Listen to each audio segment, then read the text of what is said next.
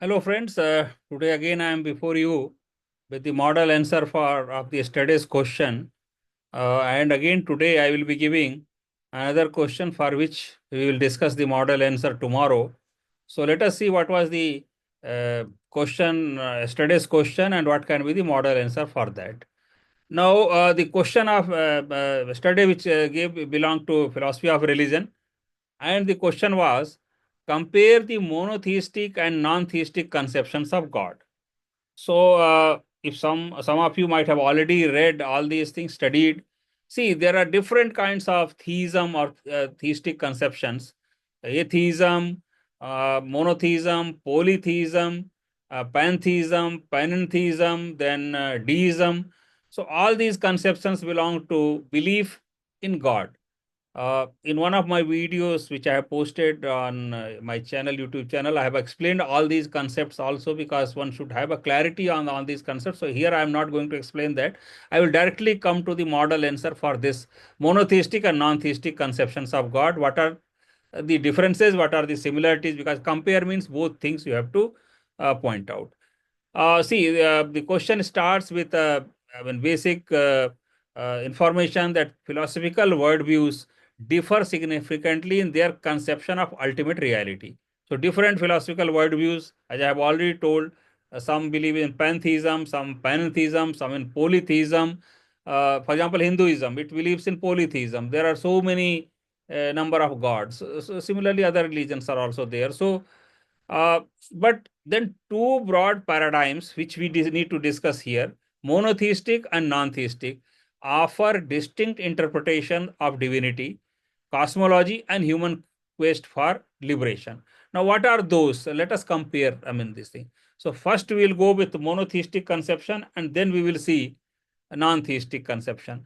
Now, monotheistic conception posits a single, personal, omnipotent, omniscient, and morally perfect God. So this is the monotheism basic concept, who is both transcendent and immanent, who is away from this world as well as in this world. So transcendent means away from this world, immanent means here in the world itself, near the human being, near the self, near. So, he is also creator, sustainer, and moral governor. So all these qualities belong to the personal God of monotheism. So all these we need to mention. Now, what are the religions which follow? For example, Abrahamic traditions, Judaism, Christianity, then Islam. Uh, God is source of moral law in all these, the object of worship, and intervenes in history. Salvation depends on faith, divine grace, and obedience to God. So, as far as this is Abrahamic traditions are concerned, this is the monotheism or monotheistic belief in God, and this is the description. Now, similarly, Indian philosophy we can take up now. Now, Indian philosophy also there are some streams which believe in single God or monotheism. In Indian philosophy, Ramanuja's Vishishtadvaita Vedanta and Madhava's Dvaita Vedanta also assert a personal God, that is Narayan Vishnu, who is both material and efficient cause of cosmos. So, abhinna nimittopadan karana. So, this is Sanskrit term. So, abhinna nimittopadan karana. So, this also, I already told in my previous video, the essay writing tips, if you are able to remember original Sanskrit words or phrases or original Greek or Latin or whichever that philosopher's original words are there that is going to influence the examiners, please do that if you are able to remember. Maybe large number of such phrases you may not remember, but whatever you remember, if you have practiced properly, definitely some you can remember, you can mention that. So this is again from Upanishads. So this can be mentioned here. Now, bhakti, devotion, and surrender to God lead to liberation. So this is for Indian Vishishtadvait or Madhava's Dvait, etc. This is there. Now, this conception offers a relational and morally infused universe. So, because morality is there, morally infused universe is there, and it also relation with God. So, he is a personal God. You can pray to him. You can basically have devotion, bhakti, all these things can be done, where God is both the metaphysical ground and ethical guide. So this is as far as uh, monotheistic conception is concerned. Now, what is non-theistic conception? Let us understand that. Non-theistic systems reject a creator God, but not necessarily the idea of transcendence or ultimate reality. So non-theistic conception, definitely creator or destroyer God is rejected, but not necessarily the idea of transcendence or ultimate reality. Now, what are the various religions or various philosophical streams which believe in non-theism?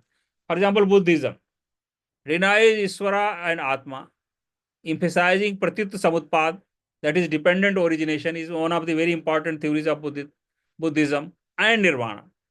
Nagarjuna is one of the Buddhist philosophers. He deepens this by asserting sunyata, that is emptiness, as the nature of all phenomena. So Buddhism is one of the streams which believes in non-theism. Then another is Jainism. Jainism rejects a supreme reality, positing countless eternal souls governed by karmic law.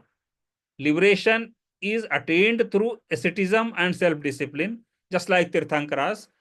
So again, this Jainism is another. Sankhya explains the cosmos through Purush Prakriti dualism. So Purush Prakriti dualism is again a Sankhya philosophy concept, which if you have studied, you will know, or you can study that. So without invoking God, they proceed with their philosophy. Similarly, Patanjali's yoga, while accepting Iswara, Patanjali's yoga accepts Iswara, but sees it as a special Purusha, not as a creator God. So all these streams do not believe a creator God. And in a way, they are non-theistic relations. Non-theistic, you can say, philosophical streams. Now, let us go for critical evaluation, because this kind of theory, definitely we need to critically examine the whole thing.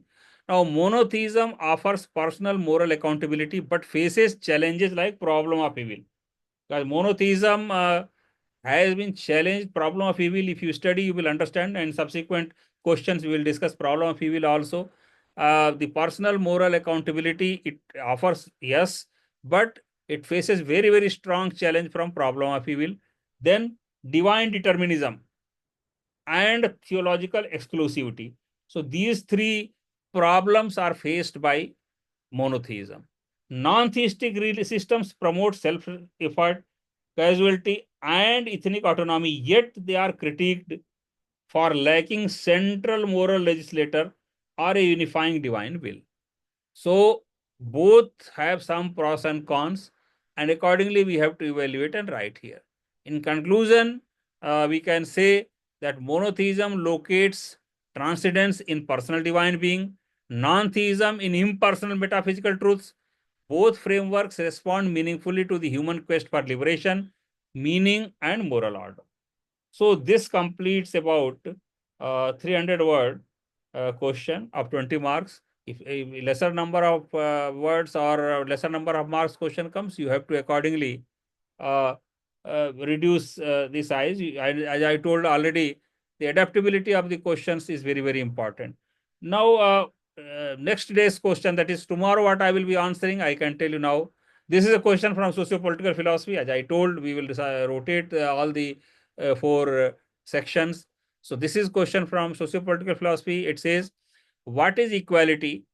How does it relate to equity and fairness?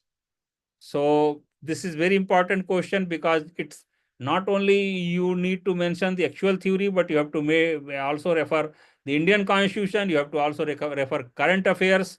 So all these things you can refer, even caste census, even reservations. All those things can be mentioned here. So the model answer for this question, I will repeat again. What is equality? How does it relate to equity and fairness? Will be given tomorrow. In fact, we'll continue this question answer session for as I told earlier also till October end, covering about 200 questions. Tomorrow we'll cover this question. So thanks a lot for watching today's video. and we'll meet again tomorrow.